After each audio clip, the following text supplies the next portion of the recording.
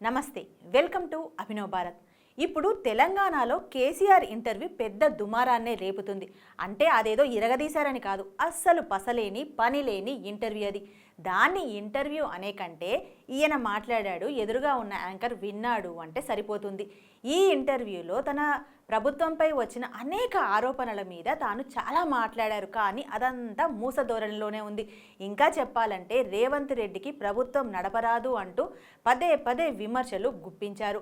అయితే 10 ఏళ్ల పాటు ముఖ్యమంత్రిగా పనిచేసిన కేసీఆర్ కొత్తగా ఏర్పడిన ప్రభుత్వానికి కాస్త టైం ఇవ్వాలన్న ఇంగిత జ్ఞానం కూడా లేకుండా కామెంట్స్ చేశారు. తన భాషలోనే చెప్పాలంటే బట్ట కాల్చి మీదేశారు. అయితే 4 గంటలు సాగిన ఈ ఇంటర్వ్యూ అనే ఏకపాత్రాభినయంలో అక్కడక్కడ కొన్ని శుద్ధపూసలు కూడా రాలిపడ్డాయి. వాటిని ఇప్పుడు చూద్దాం. ముందుగా కవిత అరెస్టు గురించి ఏం మాట్లాడారో చూద్దాం. లిక్కర్ స్కామే బోగస్, అది నరేంద్ర మోడీ సృష్టి. వేర్ ఇస్ ద స్కామ్ అండి? తర్వాత liquor policy of the Delhi government. అన్ని రాష్ట్ర ప్రభుత్వాలకు ఉంటాయి, అందరూ చేస్తారు. How it is a scam ఒకటి. రెండవది, అసలు నా కూతురు ముత్యంలాగా బయటకు వస్తుంది, మీరు కూడా పోతారు కడిగిన ముత్యంలాగా. ఆమెకు సంబంధం లేదు, ఆమెకేం తెలియదు, ఏమాత్రం సంబంధం లేదు. అది కవిత అరెస్టు గురించి ఒక శుద్ధపూస. ఆ తర్వాత ఫోన్ ట్యాపింగ్ వ్యవహారం, ఇది బాగా తెలంగాణలో కాంగ్రెస్ ప్రభుత్వం ఏర్పడ్డ తర్వాత చాలా దుమారం రేపింది. దాని గురించి కూడా ఇంకొక మాట మాట్లాడారు. ఇది ప్యూర్లీ పరిపాలనకు సంబంధించినటువంటి అంశం అండి. సో ట్యాపింగ్ చేశారు, వినండి, పరిపాలనకు సంబంధించిన అంశం. దాంట్లో పోలీసులు చేస్తారండి, ముఖ్యమంత్రి చేయడు, మంత్రులు చేయరు. ఆ డిపార్ట్మెంట్లో వాళ్ళు ఉచితమని భావించిన దానికి ఏదైనా చేయాలనుకుంటే, ఇంటర్సెప్ట్ చేయాలనుకుంటే, వాళ్ళ ఫోన్ ఇంటర్సెప్ట్ చేయాలనుకుంటే చేస్తారండి, డెఫినెట్గా చేస్తారు. అది ముఖ్యమంత్రి దాకా ఉండదండి, హోమ్ మినిస్టర్ లెవెల్నే ఉంటుంది. వాళ్ళు ముఖ్యమంత్రికి తెలియదు ఎక్కడ ట్యాపింగ్ చేస్తున్నారు, ఎవరు ట్యాపింగ్ చేస్తున్నారు. ముఖ్యమంత్రికి సంబంధించిన అంశం కాదు. చాలా సిల్లీ థర్డ్ క్లాస్ ఆలోచన లేనటువంటి వాళ్ళు చేస్తున్న ప్రచారం. దీని చర్చ కూడా అసలు వేస్ట్ అండి, మియర్ వేస్ట్. అది దాని గురించి ఇంకా మనం ఇంకేం మాట్లాడతాం.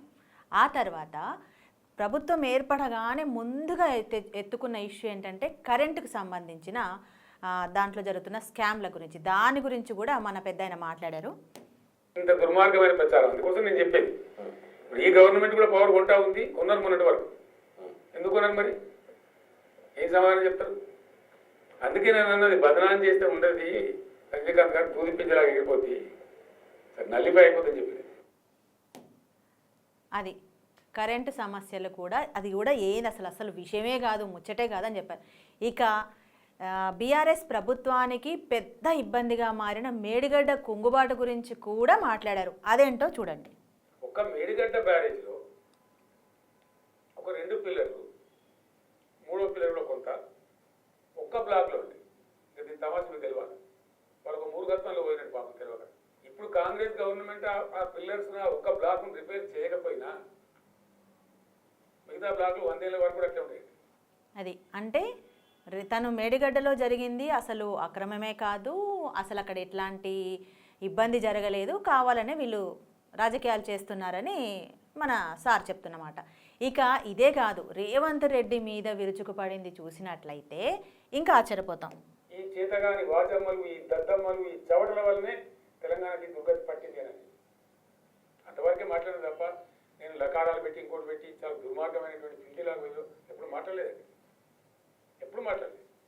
వ్యంగ్యం ప్రయోగించేవాడిని, కోపం ప్రయోగించేవాడిని, కానీ చాలా మొరటి భాష ఇప్పుడు నేను వాడలేదు. ఈ ముఖ్యమంత్రి వాడుతున్న భాష నేను ఎప్పుడు వాడలేదు.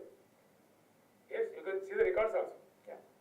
అది తెలంగాణ ప్రజలకు ఆ మాత్రం తెలియదా ఎప్పుడు వాడాడో ఎప్పుడు వాడలేదో, అసలు ఏం మాట్లాడాడో. సరే, ముఖ్యమంత్రి మీద మాట్లాడారు, భాష మీద మాట్లాడారు, వదిలేద్దాం.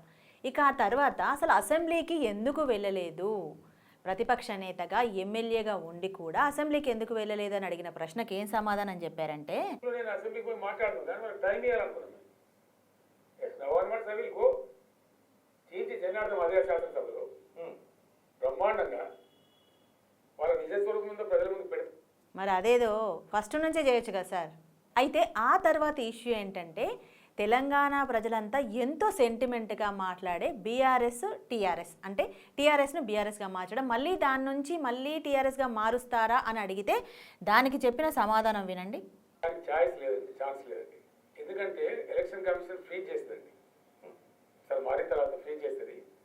5-6 సంవత్సరాల దాకా మళ్ళీ ఎవరికి ఇవ్వలేదు ఆ టైటిల్, అవసరం కూడా లేదు. అది అంటే తెలంగాణ సెంటిమెంట్ అసలు ఇప్పుడు అవసరమే లేదు, ఇందుకే కదా మొన్న ఎలక్షన్స్లో ఓడించారు.